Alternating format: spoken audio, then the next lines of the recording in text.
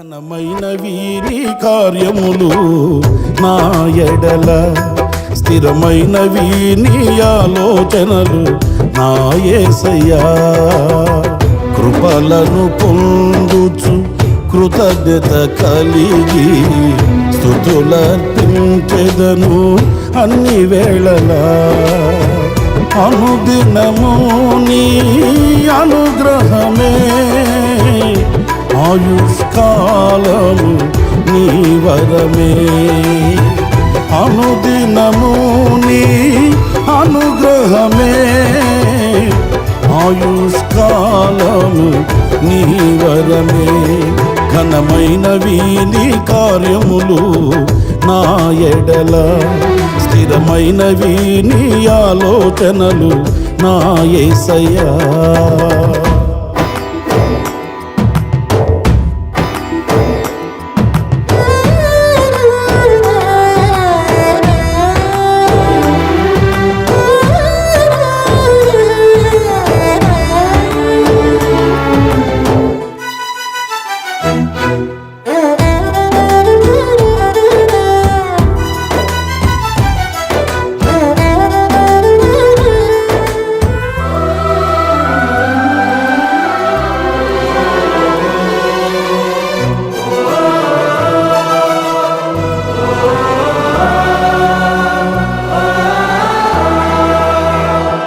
నీ కృప తప్ప వేరొకటి లేదయా. నీ మనస్సులో నేనుంటే చాలయా. బహుకాలముగా నేనున్న స్థితిలో నీ కృప నా ఎడ చాలునంటివే.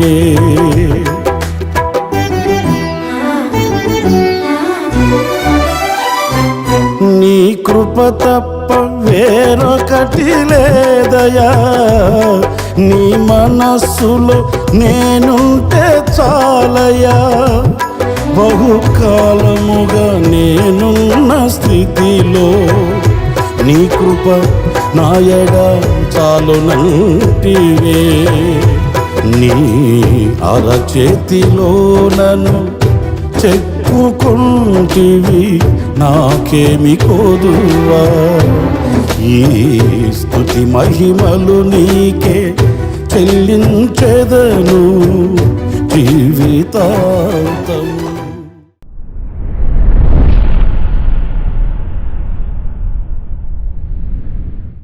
Praise the lord.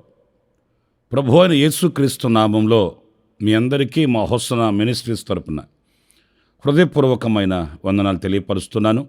విశేషమైన కృప నా దేవుడు సమృద్ధిగా మీకు అనుగ్రహించునుగాక. ప్రియులారా, పరిశుద్ధ గ్రంథంలో ఈరోజు 97వ కీర్తన 11వ చరణాన్ని నేను చదువుతున్నాను. జాగ్రత్తగా వినండి. నీతిమంతుల కొరకు వెలుగును, యథార్థ హృదయుల కొరకు ఆనందమును విత్తబడి ఉన్నవి. చూడండి, వాక్య భాగంలో ఆనందము విత్తబడి ఉన్నవి అనే మాటని మనం చదివినప్పుడు ప్రతి మనిషి ఈ ఆనందము, ఈ సంతోషము, సమాధానం కొరకే శతప్రయత్నాలు చేస్తుంటారు, ప్రయాసపడుతుంటారు. అయితే ఎవరికి ఆనందం కలుగుతుంది, ఆయన ఇచ్చే ఆనందం ఎవరికి ప్రసాదించబడుతుంది అనంటే యథార్థ హృదయుల కొరకు అనేది ఈ వాక్యంలో మనం గమనించాలి. యథార్థమైన హృదయం అంటే ఏంటి? ఏదో కానుకలు ఇవ్వడం, దాన ధర్మాలు చేయడం, పుణ్యకార్యాలు చేయడం అంత మాత్రమే కాదు. మన హృదయంలో ఏది మరుగు చేయక దేవునికి మనం తేటగా కనుపరచగలిగిన మంచి మనసాక్షి మనకు కావాలి. చాలామంది ఏమనుకుంటారంటే, నేను నా రాబడిలో, నాకు కలిగిన సంపదలో నేను చాలా నమ్మకంగా దేవునికి నేను ఇస్తున్నాను, పొరుగువారిని ప్రేమిస్తున్నాను, చేతనైనంత మట్టుకు సహాయం చేస్తున్నాను అనే ఇలాంటి కార్యకలాపాలలో మురిసిపోతుంటారు. కానీ హృదయాన్ని తెరచి, హృదయంలో అరమర లేకుండా ఒక యథార్థమైన సత్ప్రవర్తనను కలిగి ఉండాలన్న ఆశ వారిలో దూరమైపోతుంటుంది. ప్రియులారా, యోబును గురించి మనం చదువుతాము, అతడు యథార్థవంతుడు అని చదువుతాము. మోషేను గురించి మనం చదువుతాము, అతడు సాత్వికుడు అని చదువుతాము. ఇలా దేవుని యొద్ద నుంచి మన్నన పొందిన భక్తులను మనం గమనిస్తాం. అలాగైతే మన పరిస్థితి దేవుని ఎదుట ఎలా ఉన్నది? యథార్థ హృదయులపై అరమర లేకుండా సత్ప్రవర్తనను మనం కలిగి ఉన్నామా? లేక దేవునికి మరుగు చేసి ఏదో పై భక్తిని చేతపట్టినంత మాత్రాన ఈ దైవ సంబంధమైన దీవెన మనకు కలుగదు అనే విషయాన్ని ఈ వాక్యంలో మనం గుర్తించవలసి వస్తుంది. ఇక నేను మీతో చెప్పాలనుకున్న మాట ఏంటంటే, ఈ యథార్థ హృదయులు దేని యందు ఆనందిస్తారు, దేనిలో వారికి ఆనందం కలుగుతుంది. కొంతమంది మంచి వస్త్రాలు ధరించినప్పుడు వారికి ఆనందం కలుగుతుంది, మంచి ఇల్లు వాకిళ్ళు కొన్నప్పుడు ఆనందం కలుగుతుంది. ఇలా ఒక్కొక్కరికి ఒక్కొక్క దాని యందు ఆనందం ఉంటుంది. కానీ దేవుని ఎడల, దేవుని యొద్ద నుంచి పొందుకునే ఆ ఆనందం దేనిలో కలుగుతుంది, దేని యందు మనం ఆనందించాలి, ఇవన్నీ పరిశుద్ధ గ్రంథంలో మనం తెలుసుకోవచ్చు.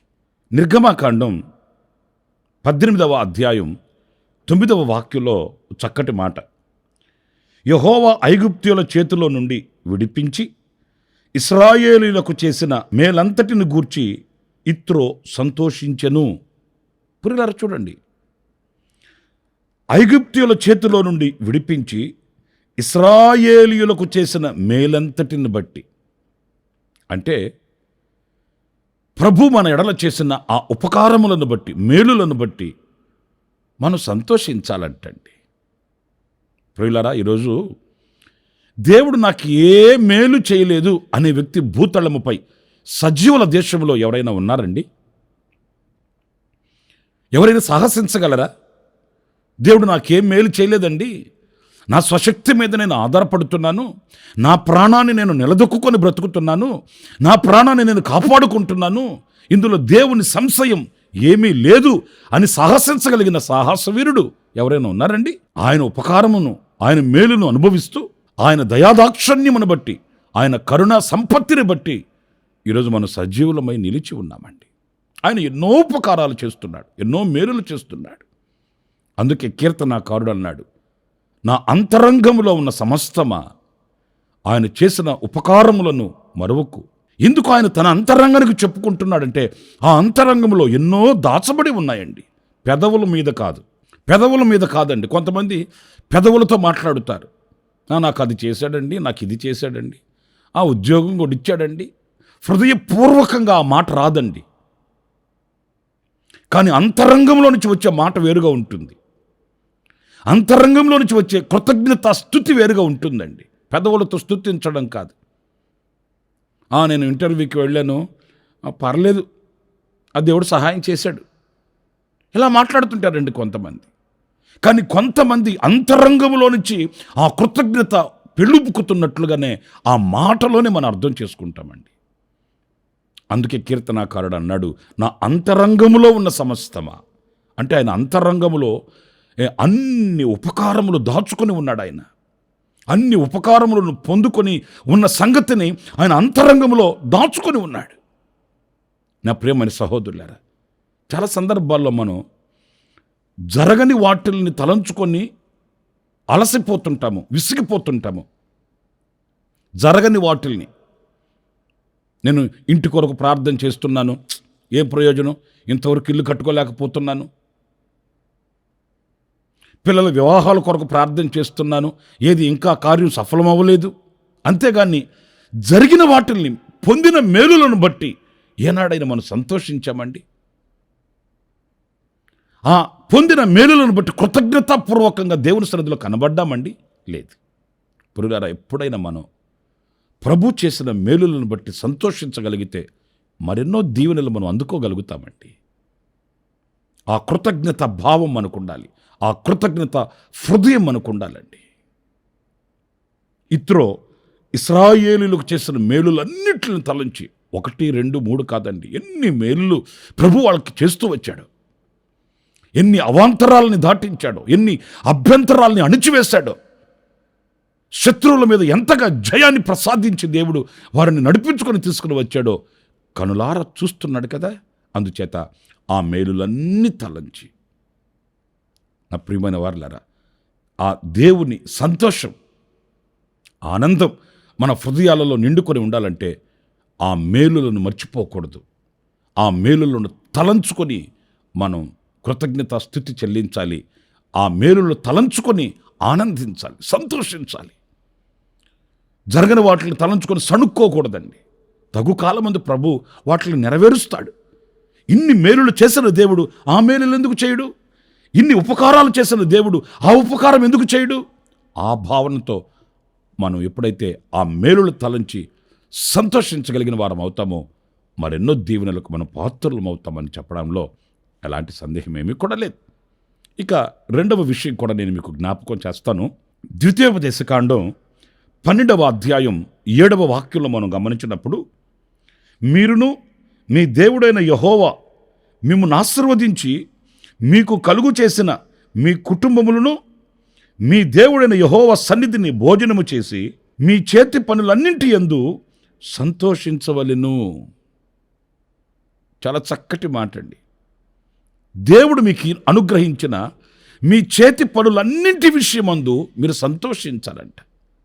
అంటే దేవుడు మనకు అనుగ్రహించిన ప్రతి జీవనోపాధి, మీ చేతి పనులు కావచ్చు, వ్యాపారాలు కావచ్చు, ఉద్యోగాలు కావచ్చు, ఆ అనుగ్రహింపబడిన వాటి యందు సంతోషించాలట. భారంగా చేయడం కాదు. కొంతమంది ప్రార్థన చేయించుకోవడానికి వచ్చినప్పుడు కొంతమంది నోట ఈ మాటలు వింటుంటామండి. నాకు ఈ పని చేయడం ఇష్టం లేదు, మరి ఎందుకు దేవుడు ఈ పని నాకు ఇచ్చాడో నాకు తెలీదు అంటుంటారండి. దేవుడు ఇచ్చాడు అని వాళ్ళే చెప్తారు, కానీ వాళ్ళకి ఇష్టం లేదట. చూసారండి? అంటే వీళ్ళకు వచ్చింది, వీళ్ళకి నచ్చింది, వీళ్ళకి మెచ్చింది దేవుడు అనుగ్రహించాలన్నమాట. అంతేగాని ఇది దేవుని మూలముగా నాకు అనుగ్రహింపబడింది అని అందులో సంతోషించలేకపోవడం అండి. అది చేతి పనే కావచ్చు, ఉద్యోగమే కావచ్చు, వ్యాపారమే కావచ్చు. దేవుడు నీకు ఇచ్చిన ఆ జీవనోపాధిని సంతోషంగా చేయాలి, ఆనందంగా చేయాలి. నా దేవుని మూలముగా నేను పొందుకున్నాను, నా దేవుడు నన్ను కనుకరించి నాకు అనుగ్రహించాడు, నా దేవుడు నన్ను ప్రేమించి నాకు ఇచ్చాడు అని ఆ సంతోషంతో ఆ పని మనం చేయాలండి. అంతేగాని భారంగా, విరక్తితో, విసుగుతో నా కర్మ ఎలా నెరవేరింది, కష్టపడవలసి వస్తుంది, చెమట కార్చవలసి వస్తుంది అని అలాంటి ఎక్కసపు మాటలు మన నోట రాకూడదండి. అది దేవుడు నీకు సామర్థ్యతని అనుగ్రహించి నీకు అనుగ్రహించినది. దానిని చేయ సామర్థ్యతను ప్రభు నీకు ఇచ్చాడు. దానిని చేసే జ్ఞానాన్ని ప్రభు నీకు అనుగ్రహించాడు. చూడండి, లేఖనాల్లో మనం చదువుతాము, ప్రత్యక్షపు గుడారాన్ని కట్టడానికి అహోలియాబు, బెసలేలు అనే వారిని ఆయన జ్ఞానాత్మతో నింపి ఆ పరిచర్య వాళ్ళకి అప్పగించాడట. జ్ఞానాత్మతో నింపి అనే మాట మనం గమనించినప్పుడు ఆ పని అప్పగించిన దేవుడు దానిని చేయ జ్ఞానం కూడా ఇస్తాడు, దానిని చేయ సామర్థ్యతను కూడా ఇస్తాడు, కృపనిస్తాడు. అంతేకాని ఈ పని నేను చేయలేకపోతున్నాను, నాకు కష్టమైపోయింది. నాకు కొంతమందికి చెడు అలవాటు ఉంటుందండి. 10 రోజులు చాలా ఉజ్జీవంగా, ఉత్సాహంగా చేస్తారు 10 రోజులు. ఇక 11వ రోజు నుంచి స్టార్ట్ అవుద్ది పాట. ఆ మొదట్లో ఉన్న ఆసక్తి, ఆ మొదట్లో ఉన్న ఉజ్జీవం ఇక 11వ రోజు నుంచి తగ్గిపోతూ వస్తుంది. ఇక మరలా కొత్తదైనది ఏదైనా ఉందానని వెతుక్కుంటూ దిక్కులు చూస్తుంటారండి. నా ప్రియమైన దేవుని బిడ్డలారా, మనం దేని యందు ఆనందించాలి? దేవుడు మనకు అనుగ్రహించిన జీవనోపాధి కానివ్వండి, దేవుడు మనకు అనుగ్రహించిన పని విషయంలో కానివ్వండి, మనం ఆనందించాలి. అప్పుడే మనము దినమెల్లా ఆనందంగా బ్రతకగలుగుతాము, దినమెల్లా సంతోషంగా ఉండగలుగుతాము, ప్రభువుకి మనము సాక్షిగా బ్రతకగలుగుతామండి. ఒక్క మాట నేను మిమ్మల్ని అడుగుతున్నాను, ప్రభు మీకు ఇచ్చిన ఉద్యోగం, వ్యాపారం, వ్యవసాయాన్ని బట్టి ఆనందంగా ఈరోజు మీలో ఎంతమంది 10 మందికి చెప్పుకోగలుగుతున్నారండి? ఇదిగో దేవుడు నన్ను ప్రేమించి, నా కుటుంబాన్ని ప్రేమించి నాకు ఈ వ్యాపారం ఇచ్చాడండి, ఈ ఉద్యోగం ఇచ్చాడండి, ఈ చేతి పని ఇచ్చాడండి, దీనిని నేను సంతోషంగా చేసుకుంటున్నానండి అని చెప్పగలిగిన మంచి సాక్ష్యపు అనుభవం మన దగ్గర ఉంటుందా? లేకపోతే విసుగుతో, ఆనందం లేకుండా, వేదనతో, కన్నీళ్లతో భారంగా దేవుడు మీకు ఇచ్చిన పనిని చేసుకుంటూ ఆనందించలేకపోతున్నారా? నా ప్రియమైన దేవుని బిడ్డలారా, దైవజనులు మన ఆత్మీయ తండ్రి యేసన్న గారిని గురించి ఒక చిన్న మాట నేను మీతో చెప్తాను. ఆయనకి ఎంత అనారోగ్యం బాగలేకపోయినా, ఎంత అననుకూలమైన పరిస్థితులు ఉన్నా, ప్రతిరోజు ఆయన దేవుని మాటలు ప్రకటించడానికి, సువార్తను చాటి చెప్పడానికి ఆయన వెళుతూనే ఉండేవాడండి. చాలా సందర్భాలలో సావుకులుగా ఆయన మాతో మాట్లాడుతూ, ఆయన మాకు వివరిస్తూ ఉన్నప్పుడు ఆయన నోట మేము విన్న మాట, దేవుడు నాకు ఇచ్చిన పరిచర్య ఇది. అననుకూలమైన పరిస్థితులని, ఆరోగ్యం బాగాలేదని, ఇలా నేను దేవుడు నాకు ఇచ్చిన పరిచర్యను పోగొట్టుకుంటే నేను చాలా ప్రతిఫలాన్ని పోగొట్టుకుని వాడని అవుతాను.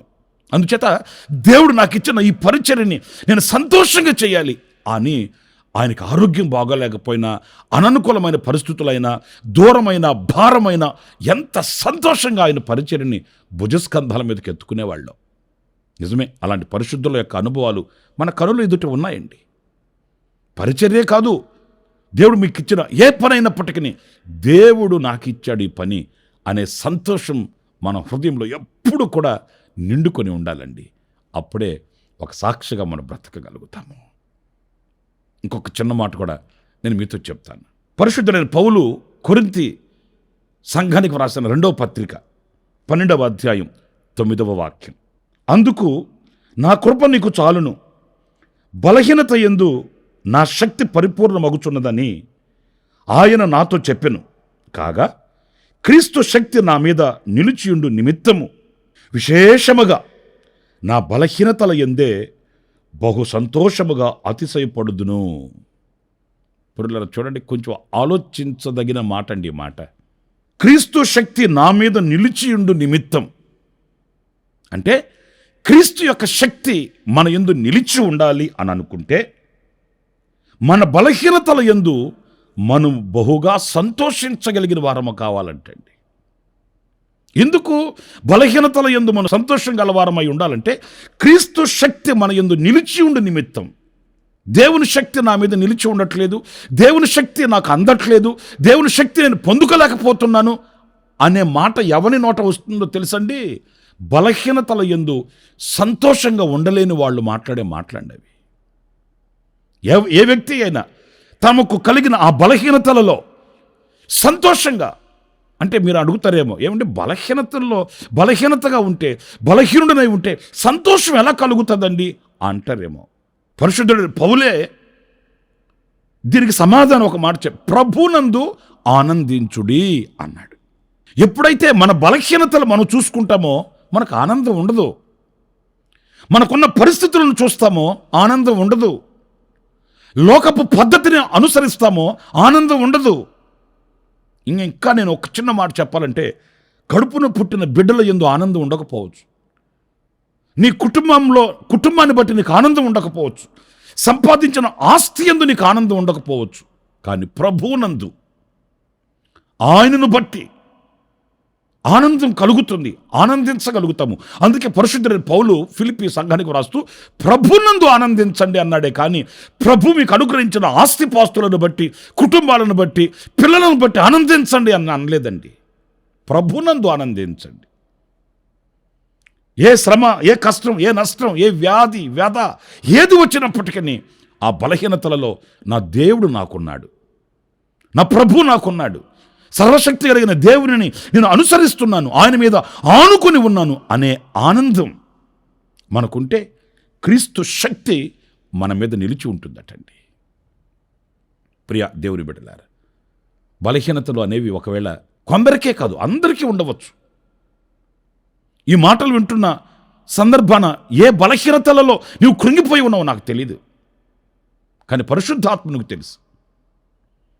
ఏ శోధన, ఏ వేదన, ఏ రోదన, ఏ కష్ట పరిస్థితులలో మనల్ని అలుముకొని ఉన్నాయో ప్రభువుకు తెలుసు. కృంగిపోవద్దు, అధైర్యపడిపోవద్దు, ఎవరూ లేరు అని అలసిపోవద్దు. ప్రభు ఉన్నాడు, ఆయన సర్వశక్తి కలిగిన దేవుడు. ఆయనను ఆశ్రయించిన వారిని ఎన్నటికీ చేయవడిచే దేవుడు కాదు ఆయన.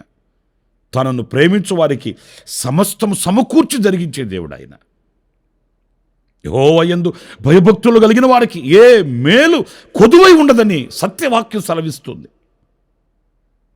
నా ప్రియమైన సహోదరులారా, ఆయన యందు ఆధారపడి ఆయన యందు ఆనందించి క్రీస్తు శక్తికి మనం పాత్రులమవుదాం.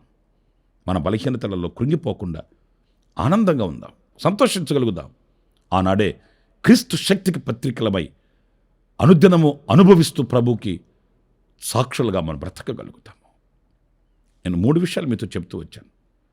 దేని యందు మనం ఆనందించాలంటే ప్రభు మనకు చేసిన మేలులను బట్టి. రెండవది, దేవుడు మనకు అనుగ్రహించిన మన చేతి పనులను బట్టి, మన జీవనోపాధిని బట్టి. మూడవది, మన బలహీనతలలో ఆయన శక్తి మన యందు నిలిచి ఉండినట్లు మనం ఆనందించాలి. అలాంటి కృప ప్రభు మనందరికీ అనుగ్రహించునుగాక. తలలో ఉంచండి చిన్న ప్రార్థన. జీవాధిపతి అయిన ప్రభువా, మీకు వందనాలు. గొప్ప దేవుడా, మహోన్నతుడా, నైనా మేము ఆనందంగా ఉండడానికి, సంతోషంగా బ్రతకడానికి ఏ ఏ అనుభవాల్ని ఆధారం చేసుకున్న వాళ్ళనో లేఖనాలలో నుంచి మేము గ్రహిస్తూ వచ్చాము. మీ కృపా సంపత్తిని బట్టి ఆ రీతిగా మేము అడుగులు వేయడానికి సహాయం చేయండి.